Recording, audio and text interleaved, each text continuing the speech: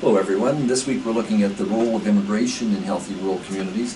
I think it's a very interesting role from a variety of perspectives, one of which is the change that's happening in many rural communities in terms of the loss of population through demographic change and the need of immigration to replace some of that population loss. And in my view, in the absence of immigration, many communities in rural Canada will face decline.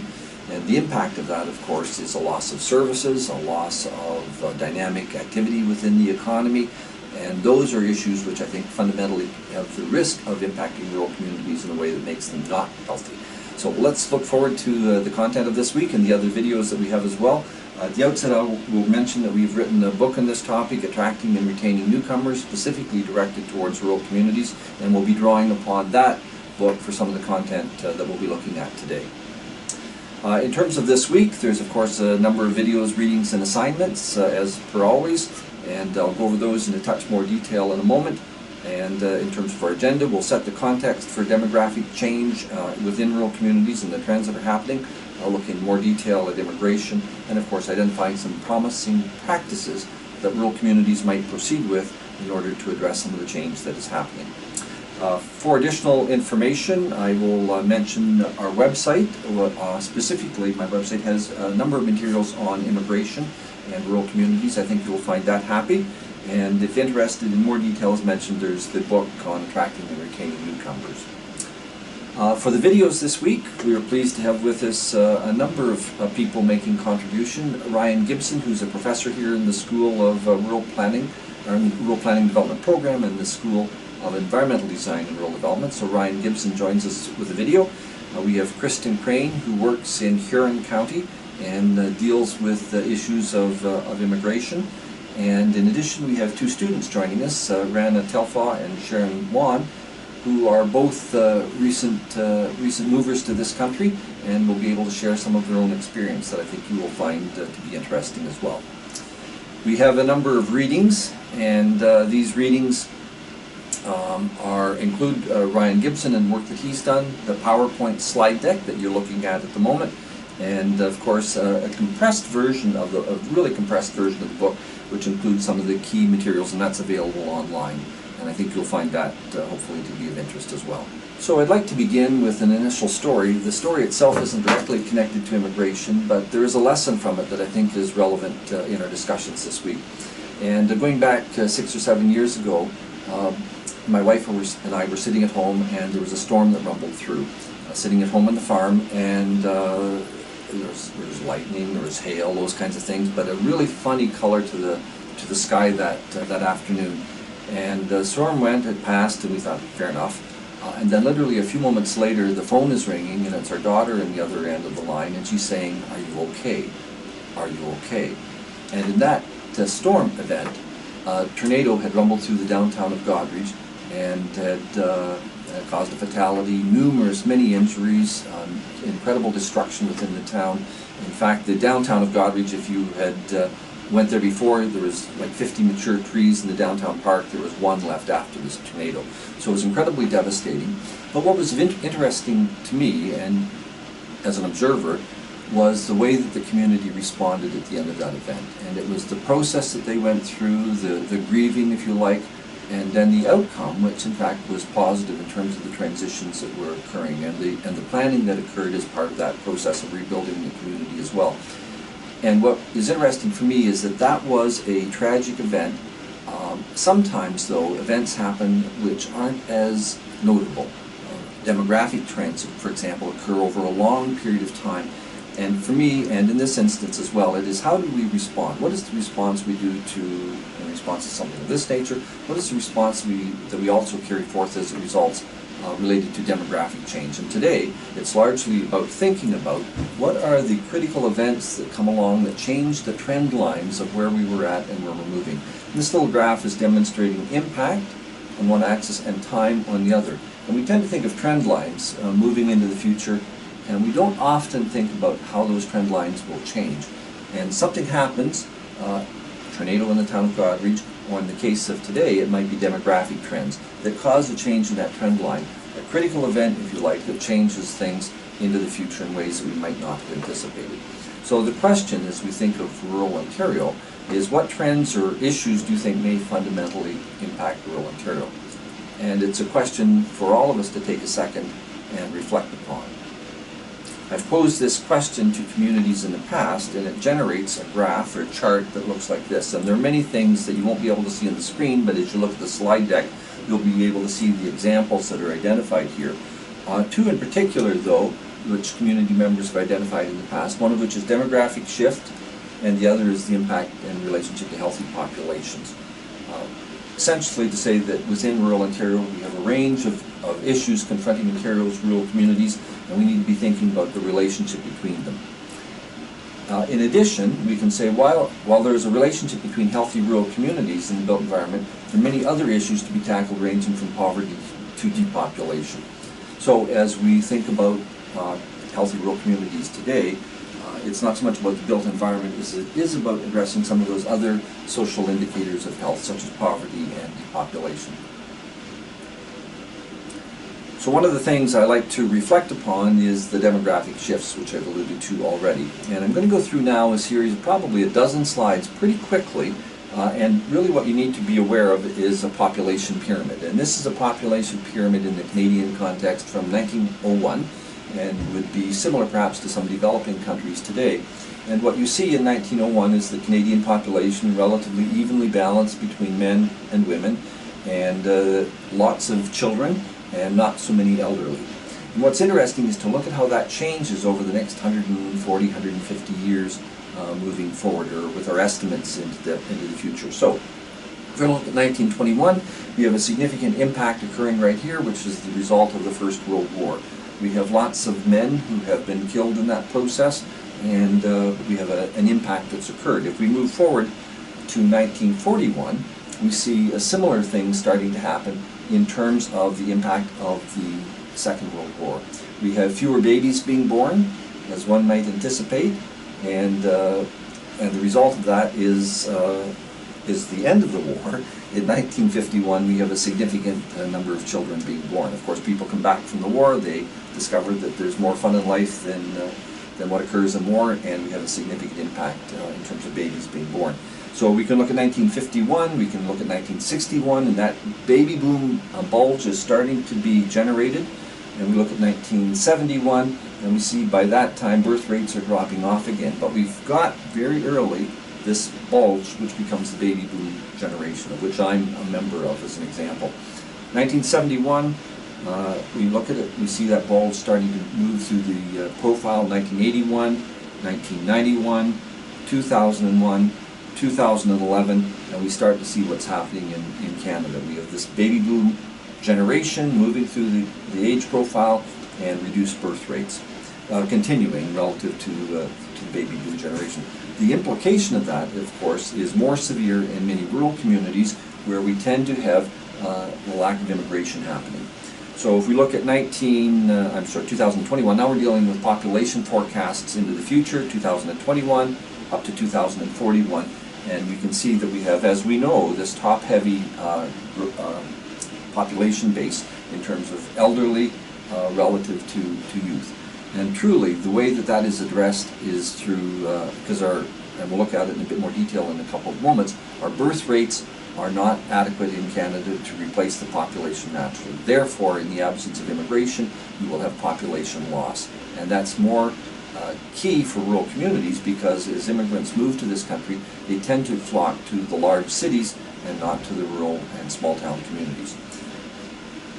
Another little graph here, simply to say this line is the urban population, and this line in yellow is the rural population. So there's some growth in Ontario in terms of the rural population overall, but the proportion is significantly diminished relative to what it was at one point in the past. And again, that's just showing in 1851, 86% of the Ontario population was rural. In 2011, it has dropped to 14%.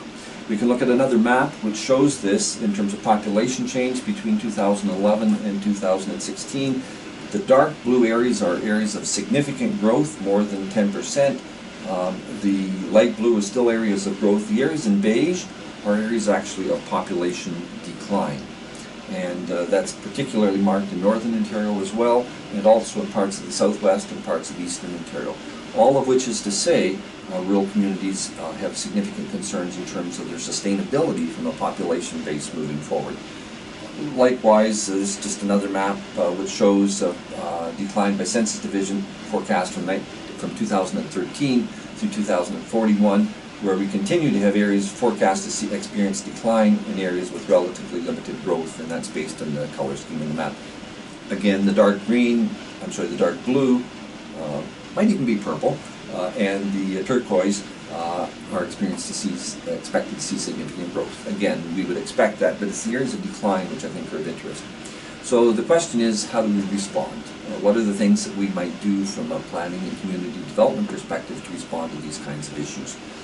So our challenge is, how do we respond? And the starting point is a sound understanding of your community. So we're going to do a little electronic quiz, and I'm realizing as these slides are reproduced, you won't be able to see some of the answers because they fade in and out. So you'll want to note them as we go through things. So the first question is, rural including Northern Ontario includes an estimated 99.5% of the populations of the province's land mass, but represents what percentage of the population? Is it 30%, 21.2, 14%, or 9%? And you can be thinking about what your answer would be.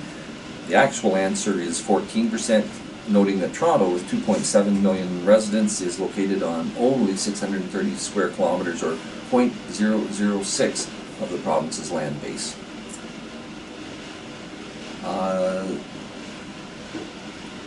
I'm not sure how that flowed through there, but hopefully you captured that. I'm just realizing my computer is showing something a little bit different. Question 2, to sustain our population naturally, we require a birth rate of 2.1 children per woman in her childbearing years.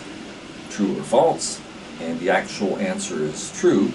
And our actual birth rate is 1.6, and the global fertility rate is 2.4. So if you have a fertility rate of 2.4, of course you're growing your population naturally, as the term would be, but if you're at 1.6, there's a significant risk of decline. So the next question, only 1 in 4 rural youth who leave their communities will return to the same community within 10 years. True or false? And the response to that is, it is true. Only 1 in 4 rural youth who leave their community will return. Quite amazing to think about that in terms of the implications for education, the implications for sustainability and employment within the community. Next question, while more than 100,000 immigrants moved to Ontario in 2013, only 1,342, literally touched more than 1%, settled in one of Ontario's 27 non-metro census subdivisions. True or false? And the answer is true. While more than 100,000 immigrants moved to Ontario, only 1,342 settled in rural communities. Some things we can be fairly certain of, just drawing upon that. Immigration will become the sole source of population growth. Rural, northern, and remote communities will struggle to attract immigrants, and for many, population decline will be difficult to avoid. And again, that reflects the tendency of immigrants to move to our large cities. Next question, as a whole, Ontario's non-metro population grew up to 2006, but there's been virtually no change since that time. True or false? And the answer is true. In fact, between 2011 and 2012, over half of the non-metro census subdivisions recorded a decline in population. Reflects the maps that we looked at a little bit earlier. Our next question, in 2016, what percentage of Ontario's population was foreign-born? And there's various responses provided for you: 4.9, 13.3, 29.1, or 33.2. And the answer is 29.1%. Across Canada, the numbers range from a low of 1.6% in Newfoundland to a high of 29.1% in Ontario. In Peel region within Ontario, it is over 50%, while in non-metro census subdivisions it ranges between 3 and 10%. So again, parts of the province, significant influx of new Canadians; other parts of the province, and certainly elsewhere in the country, not so much. So how did you score? Everybody get those perfect, I hope. Our challenge, though, is looking to the future and not really knowing what that future will entail. And it's just showing that there's lines all over the place depending on what metric you're looking at. So what I think is relevant, though, if we think about issues of this nature and all kinds of issues of community nature, we can respond globally, we can respond regionally, we can respond locally, but for most of us, working at least at a community level, it's a community-based response that becomes most helpful. So if we think of the realities for rural Ontario, some of the things that we're experiencing are low birth rates, an aging population, and urban-focused immigration. And what does that mean for rural Ontario? And this little chart is pointing us to the importance of looking at immigration connected to community economic development as a part of healthy communities as well. So as we move through this, we've spent some time thinking about, and this is a key component of the book that I've referred you to. It's also within the online reading that's provided for you. It's this, what I'll refer to as a model of promising practices.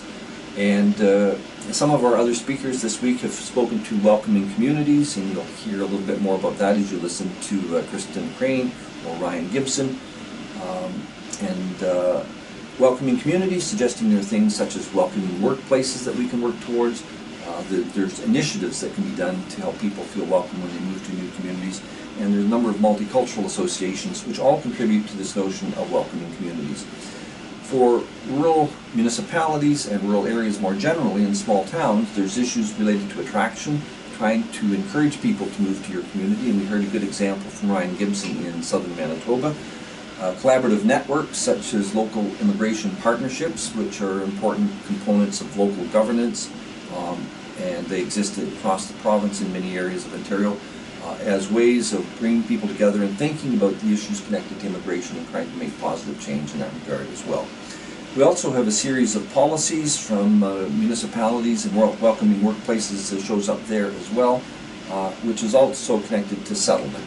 And English as a second language situation, courses being provided to people to help them with English training. Also employment-related services, which can also be quite key in helping people to deal with the transition that they might be experiencing as they move to rural Ontario. The real challenge is how do we make rural communities more attractive to people?